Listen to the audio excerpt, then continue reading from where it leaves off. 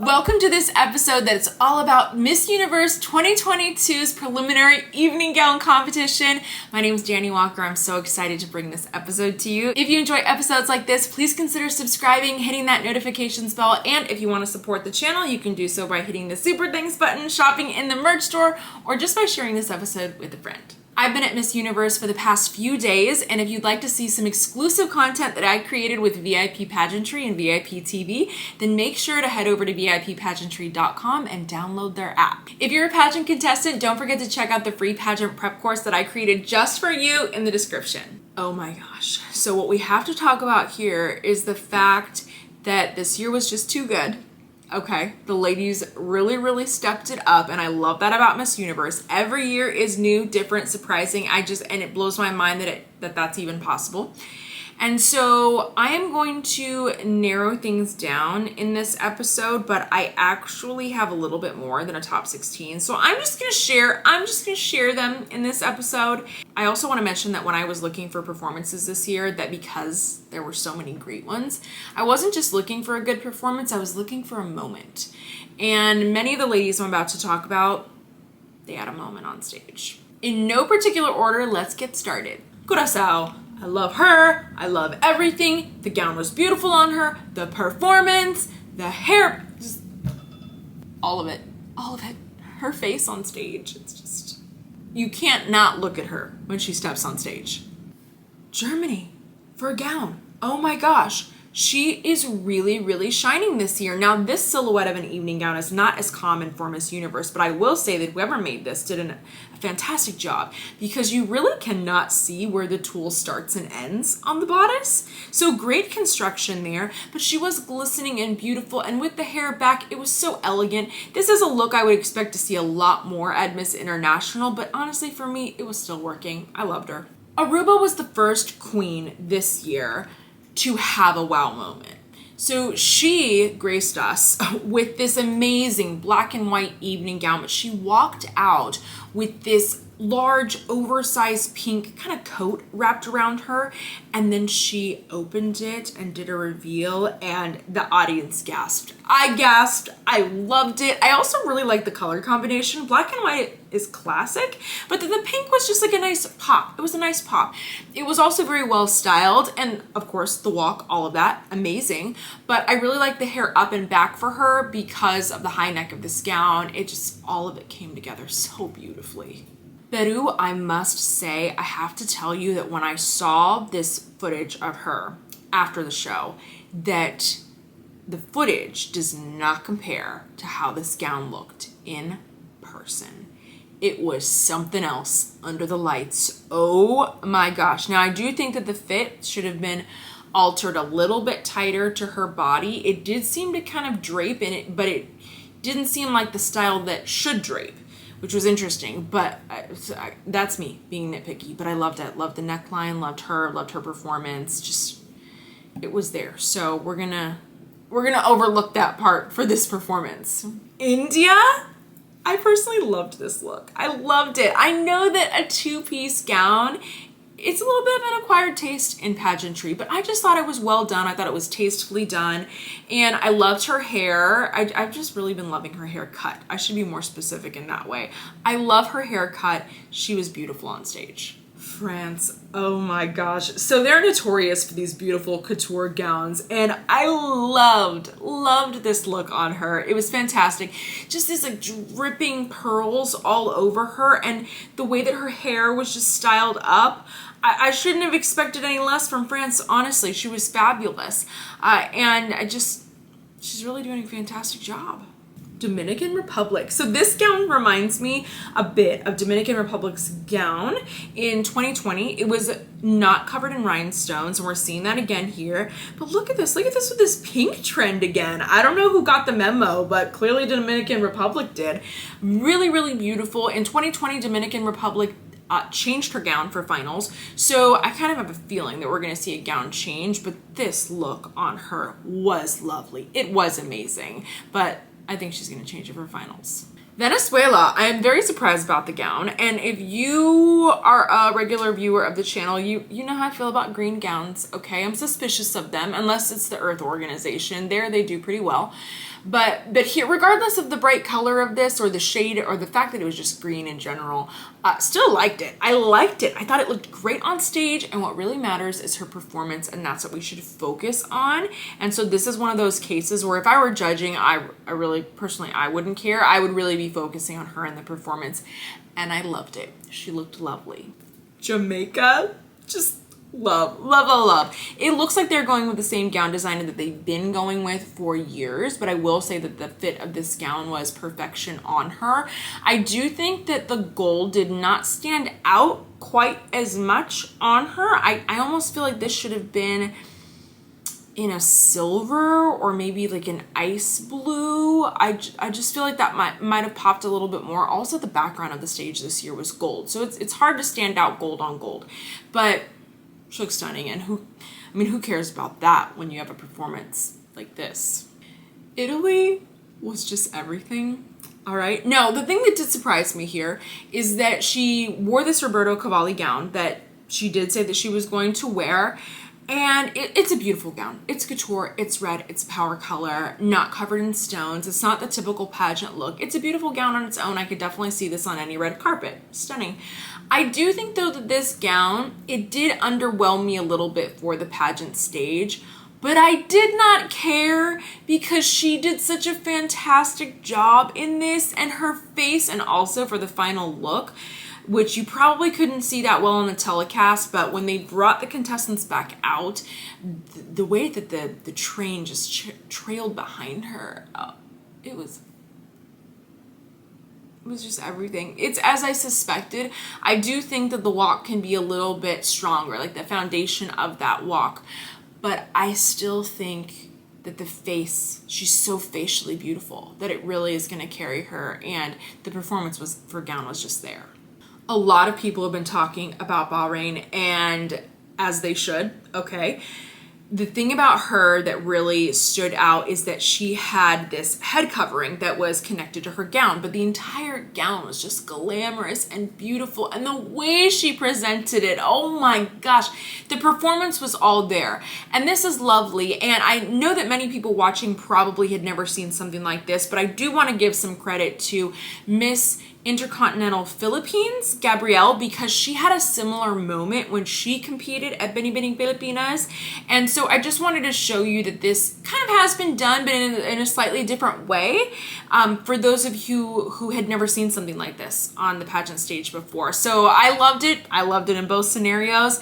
And I will say too that Gabrielle, she has done this in other ways. And when she competed at Miss Intercontinental, she also had another, I would say, a hat that she wore for the evening gown competition. So it's almost like a trademark for her. Mexico, once again, she just really, really, really brought the energy.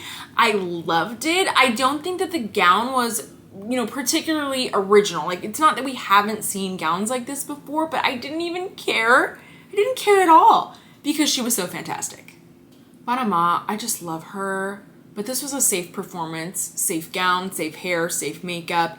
And I feel like if it were any other year, no problem. But it's so competitive, I am worried about placement because the ladies that really stood out, they had a little something extra. Vietnam really took a risk with this gown. This is a very uncommon style. Now, we did see a similar gown that was worn at the preliminary competition by her first runner-up. And if you don't know, Vietnam holds their competitions every 2 years. So this year's winner competed at Miss Universe 2022. The first runner-up from Miss Vietnam Universe 2022 is going to compete at Miss Universe 2023. So it was just really interesting to see that. I would assume it's the same designer, but really interesting to see Vietnam go with that butterfly style but I loved it. It is Vietnam, and usually she has a lot of gowns, and they did release images of gowns that were inspired by water and lilies on her Instagram, so I am curious if one of those gowns will be used for finals. But love her. She has one of the best walks in the competition. I've talked about that, and she just did a phenomenal job. USA, what a moment this was. This is what pageant fans have been waiting for years from USA, because we've had some really, really incredible title holders over the years, but we have felt like we're really falling behind in gown, and she did it. And of course she did it with the Filipino designers. So she went with Ryan Fernandez, who also designed her winning Miss USA gown, and gowns, I should say, and just wow. She was a moment. She was a moment on stage with this. She was daring. She was herself. It looks great in photos, this gown, but there's just nothing like it up close and in person. I honestly wish you were there. If you weren't there, I wish you were there to see this, because that was incredible. But knowing her, she's probably got another one for finals. So I can't wait. Many people will say that Colombia every year does a rinse and repeat. So they always show up, they always look gorgeous, and they wear a lot of metallic, fully rhinestone gowns. It's like their thing, with the exception of 2018. But this year's queen, yes, she showed up in all of those stones, but she was in pink. I'm a big fan of pink, and we just don't see it very often. And I just love that she brought this. It was perfect. Her hair was up, it was pulled back, showed off her gorgeous face. She was glowing once again. I talked about this in my swim episode, but she's just one of my favorites. Huge fave for me. Big standout. The other interesting thing that I noticed is that buns are back, and the ladies I'm about to talk about, there's a lot of buns going on. But what's interesting is not just that buns are back, but that it's the 10-year crown anniversary of Olivia Colbo, and she won Miss Universe with a bun. So I just thought it's an interesting trend that a decade later, we're seeing that buns are back. Philippines, I love, okay? And I loved her all year, so I think that makes me biased. And I do want to say this, I am concerned about the gown performance, but I still feel like swim might be covering for her. Surprisingly, I feel like swim was a stronger performance than gown, and this gown did surprise me. I did hear, though, that this gown was selected because her name, it refers to blue, and so she wanted to have this blue colored gown. And it's funny because in the episode where I actually hypothetically styled contestants, I talked about how great a carryover would be from your national pageant into nationals, and that's a common theme with a lot of winners. And so the carryover we're seeing is the light blue color of her national gown to the light blue at international. So it was really interesting, but it's Philippines, so I think that there will be a gown change, and I would really like to see that for finals. South Africa, I love this look for her. So she had her hair up and it was wrapped, and I want to mention that Honduras last year, that she also had her hair up in a very similar way. And so this isn't the first time that we're seeing this, but it was just done very well, and the gown was so beautiful on stage. She just looked so glowing and bronzy on stage. I loved it. I loved everything about it. I loved his walk. The styling of it. I like that South Africa is willing to try different things every single year. I think that's what I'm a fan of. Thailand, I am so happy about this gown. It was incredible. It's not something that we haven't seen, but it was just still amazing on stage. I loved it. And the performance to match, she was living in the moment.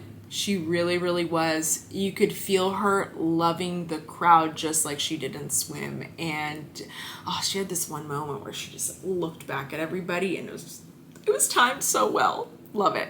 Puerto Rico. My little note here is just don't do the hair push at the end of your pose. I didn't think that she needed it, but I am so happy right now because she looked fantastic in a silver gown at her national competition, and she looks fantastic here. I love this gown. I feel like she took the air out of the room the second that she stepped on stage. I really love the neckline. She can change this gown for finals, but she really doesn't have to. I'm a little bit concerned, honestly, if she even changes the gown, because this gown set the bar. This performance set the bar. So what gown could she be bringing for that stage that will look better than this one?